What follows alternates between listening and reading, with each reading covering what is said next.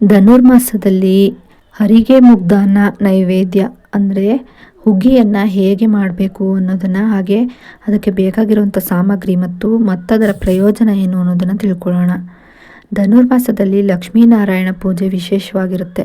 ಧನುರ್ಮಾಸದಲ್ಲಿ ಶ್ರೀಹರಿಗೆ ಮುಗ್ಗಾನ ಅಂದರೆ ಹುಗ್ಗಿಯನ್ನು ನೈವೇದ್ಯವನ್ನು ಅರ್ಪಿಸಿ ಪೂಜಿಸಬೇಕೆನ್ನುವುದು ನಿಯಮವಿದೆ. ಧನುರ್ಮಾಸದಲ್ಲಿ ಹುಗ್ಗಿ ನೈವೇದ್ಯವನ್ನು ತಯಾರಿಸೋದು ಹೇಗೆ, ಹುಗ್ಗಿ ನೈವೇದ್ಯಕ್ಕೆ ಬೇಕಾಗುವ ವಸ್ತುಗಳು ಯಾವುವು, ಧನುರ್ಮಾಸದಲ್ಲಿ ಹುಗ್ಗಿ ನೈವೇದ್ಯ ಅರ್ಪಿಸುವುದರ ಪ್ರಯೋಜನವೇನು ಅನ್ನೋದನ್ನು ಸಂಪೂರ್ಣವಾಗಿ ಈ ವಿಡಿಯೋದಲ್ಲಿ ತಿಳ್ಕೊಳ್ಳೋಣ. ವಿಡಿಯೋನ ಸ್ಕಿಪ್ ಮಾಡದೆ ನೋಡಿ. ಹಾಗೆ welcome back to my Geeta ji vlogs channel. ನಾನು ನಿಮ್ಮ ಸಂಗೀತ. ಧನುರ್ಮಾಸ ಅಥವಾ ಕರ್ಮಾಸ ಅಥವಾ ಮಾಲಮಾಸ ಆರಂಭವಾಗಿದೆ. ಈ ಮಾಸವು ಶ್ರೀಹರಿಯ ಭಕ್ತಿಗೆ ಸಮರ್ಪಿತವಾದ ಮಾಸವಾಗಿದೆ. ಈ ಮಾಸದಲ್ಲಿ ಜನರು ಬ್ರಹ್ಮ ಮುಹೂರ್ತದಲ್ಲಿ ಎದ್ದು ಶುದ್ಧರಾಗಿ ಅರಳಿಕಟ್ಟೆಗೆ ಅಥವಾ ನಾಗರಕಲ್ಲುಗಳಿಗೆ ಪ್ರದಕ್ಷಿಣೆಯನ್ನು ಹಾಕಿ ಶ್ರೀಹರಿಯನ್ನು ಮೆಚ್ಚಿಸಲು ಪ್ರಯತ್ನಿಸುತ್ತಾರೆ.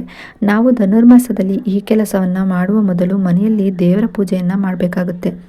ಅದರಲ್ಲೂ ವಿಶೇಷವಾಗಿ ಶ್ರೀಹರಿಯ ಪೂಜೆಯನ್ನು ಮಾಡಬೇಕಾಗುತ್ತೆ. ಧನುರ್ಮಾಸದಲ್ಲಿ ಶ್ರೀಹರಿಗೆ ಹುಗ್ಗಿಯ ನೈವೇದ್ಯ ಅಥವಾ ಪ್ರಸಾದವಾಗಿ ಅರ್ಪಿಸಲಾಗುತ್ತೆ. ಧನುರ್ಮಾಸದಲ್ಲಿ ವಿಷ್ಣುವಿನ ಪ್ರಸಾದಕ್ಕಾಗಿ ಹುಗ್ಗಿ ಮಾಡುವುದು ಹೇಗೆ, ವಿಷ್ಣುವಿಗೆ ಇದನ್ನು ಅರ್ಪಿಸುವುದರ ಪ್ರಯೋಜನ ಏನು ಅನ್ನೋದನ್ನು ತಿಳ್ಕೊಳ್ಳೋಣ. ವಿಷ್ಣುವಿನ ನೈವೇದ್ಯ ಹುಗ್ಗಿಗೆ ಬೇಕಾಗಿರುವ ಸಾಮಗ್ರಿ: ಅಕ್ಕಿ, ಬೆಲ್ಲ, ಹೆಸರುಬೇಳೆ, ತುಪ್ಪ. ವಿಷ್ಣು ದೇವನಿಗೆ ಹುಗ್ಗಿಯನ್ನು ಅರ್ಪಿಸುವ ವಿಧಾನ: ಈ ಹುಗ್ಗಿ ನೈವೇದ್ಯವನ್ನು ಸರಿಯಾದ ರೀತಿಯಲ್ಲಿ ನಾವು ವಿಷ್ಣು ದೇವನಿಗೆ ಅರ್ಪಿಸೋದ್ರಿಂದ ಇಷ್ಟಾರ್ಥಗಳೆಲ್ಲ ಈಡೇರುವುದು. ವಿಷ್ಣು ದೇವನಿಗೆ ನಾವು ಮುಗ್ದಾನದಲ್ಲಿ ಅಂದರೆ ಹುಗ್ಗಿಯಲ್ಲಿ ಅಕ್ಕಿ ಮತ್ತು ಹೆಸರು ಬೇಳೆಯನ್ನು ಸಮಾನವಾದ ಪ್ರಮಾಣದಲ್ಲಿ ಹಾಕಿ ಅರ್ಪಿಸಿದರೆ, ಅಂದರೆ 1 ಲೋಟ ಅಕ್ಕಿಗೆ 1 ಲೋಟ ಹೆಸರು ಬೇಳೆಯನ್ನು ಹಾಕಿ ಹುಗ್ಗಿ ತಯಾರಿಸಿ ಅರ್ಪಿಸಿದರೆ ಇದು ಅಧಿಕ ಪುಣ್ಯವನ್ನು ನೀಡುತ್ತೆ. ಅದೇ 1 ಭಾಗ ಅಕ್ಕಿ, 1/4 ಭಾಗ ಹೆಸರು ಬೇಳೆಯನ್ನು ಹಾಕಿ ಹುಗ್ಗಿಯನ್ನು ಮಾಡಿ ಅರ್ಪಿಸಿದರೆ ಮಧ್ಯಮ ಪುಣ್ಯ ಪ್ರಾಪ್ತಿಯಾಗುತ್ತೆ. ಅದೇ ಹೆಸರುಬೇಳೆ 1 ಭಾಗ ಅಕ್ಕಿಯಿಂದ ಹುಗ್ಗಿಯನ್ನು ತಯಾರಿಸಿ ಅರ್ಪಿಸಿದರೆ ಕನಿಷ್ಠ ಪುಣ್ಯ ಪ್ರಾಪ್ತಿಯಾಗುತ್ತೆ.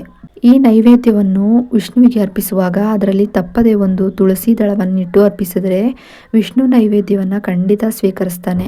ಈ ನೈವೇದ್ಯವನ್ನು ಧನುರ್ಮಾಸ ಮುಕ್ತಾಯವಾಗುವವರೆಗೆ ವಿಷ್ಣುವಿಗೆ ಅರ್ಪಿಸಬೇಕು. ಒಂದು ವೇಳೆ ನಿಮಗೆ ಪ್ರತಿನಿತ್ಯ ಅದನ್ನು ಅರ್ಪಿಸಲು ಸಾಧ್ಯವಾಗದೇ ಇದ್ದರೆ ಧನುರ್ಮಾಸದ ಯಾವುದೋ ಒಂದು ದಿನ ಇದನ್ನು ವಿಷ್ಣುವಿಗೆ ಅರ್ಪಿಸಬೇಕು. ಧನುರ್ಮಾಸದ ಸಮಯದಲ್ಲಿ ವಿಷ್ಣು ಮತ್ತು ಲಕ್ಷ್ಮೀ ದೇವಿಯನ್ನು 12 ನಾಮಗಳಿಂದ ಕುಂಕುಮಾರ್ಚನೆಯನ್ನು ಮಾಡ್ತಾ ಪೂಜಿಸಿದರೆ ಎಂತಹುದೇ ವ್ಯಕ್ತಿಯಾದರೂ ಸಂಪತ್ತನ್ನು ಹೊಂದ್ತಾನೆ ಹಾಗೂ ಕಳೆದುಕೊಂಡ ಎಲ್ಲ ಸಂಪತ್ತು ನಮಗೆ ಮರಳಿ ದೊರೆಯುತ್ತೆ.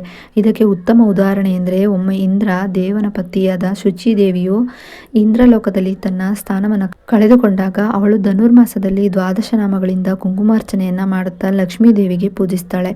ಇದರಿಂದ ಅವಳು ಪುನಃ ಇಂದ್ರಲೋಕದಲ್ಲಿ ಸ್ಥಾನವನ್ನು ಪಡೆದುಕೊಳ್ತಾಳೆ. ತಾನು ಕಳೆದುಕೊಂಡ ಎಲ್ಲ ಸಕಲ ಸಂಪತ್ತನ್ನು ಮರಳಿ ಪಡೆದುಕೊಳ್ತಾಳೆ. ಧನುರ್ಮಾಸದ ಸಮಯದಲ್ಲಿ ನಾವು ವಿಷ್ಣು ಮತ್ತು ಲಕ್ಷ್ಮಿಯನ್ನು ಪೂಜಿಸೋದ್ರಿಂದ ಅಥವಾ ವಿಷ್ಣು ದೇವನಿಗೆ ಹುಗ್ಗಿ ನೈವೇದ್ಯವಾಗಿ ಅರ್ಪಿಸೋದ್ರಿಂದ ನಮ್ಮೆಲ್ಲ ಇಷ್ಟಾರ್ಥಗಳು ಪೂರ್ತಿಯಾಗುವುದು. ಕುಟುಂಬದಲ್ಲಿನ ಎಲ್ಲ ಕಷ್ಟಗಳು ಕೂಡ ದೂರ ಆಗಿ ಸಮೃದ್ಧಿ, ಸಂತೋಷ, ಐಶ್ವರ್ಯ ಹಾಗೂ ಆರ್ಥಿಕ ಅಭಿವೃದ್ಧಿ ಕೂಡ ಸಂಭವಿಸುತ್ತೆ ಅಂತ ಹೇಳಲಾಗಿದೆ. ಇನ್ನು ಈ ಮಾಹಿತಿ ನಿಮಗೆ ಇಷ್ಟ ಆದಲ್ಲಿ ತಪ್ಪದೇ ಒಂದು ಲೈಕ್ ಮಾಡಿ. ಹಾಗೆ ಹೊಸದಾಗಿ ನನ್ನ ವಿಡಿಯೋ ನೋಡ್ತಿರೋರಾದರೆ ಸಬ್ಸ್ಕ್ರೈಬ್ ಮಾಡ್ಕೊಂಡು ವಿಡಿಯೋ ನೋಡಿ. ಸಬ್ಸ್ಕ್ರೈಬ್ ಪಕ್ಕ ಬೆಲ್ ಐಕನ್ ಬಟನ್ ಇರುತ್ತೆ, ಅಲ್ಲಿ ಆಲ್ ಆಪ್ಷನ್ ಮೇಲೆ ಕ್ಲಿಕ್ ಮಾಡಿದ್ರೆ ನಾನು ಯಾವುದೇ ರೀತಿ ಹೊಸದಾಗಿ ವಿಡಿಯೋ ಮಾಡಿ ಅಪ್ಲೋಡ್ ಮಾಡಿದ್ರೂ ಕೂಡ ನಿಮಗೆ ನೋಟಿಫಿಕೇಷನ್ ಮೂಲಕ ಮೊದಲು ಬಂದು ತಲುಪುತ್ತೆ. ಆಗ ನೀವು ಇಂತಹ ವಿಡಿಯೋಗಳನ್ನು ಮಿಸ್ ಮಾಡದೆ ನೋಡಬಹುದು. ವಿಡಿಯೋ ನೋಡೋದಕ್ಕಾಗಿ ಥ್ಯಾಂಕ್ ಯು ಫಾರ್ ವಾಚಿಂಗ್.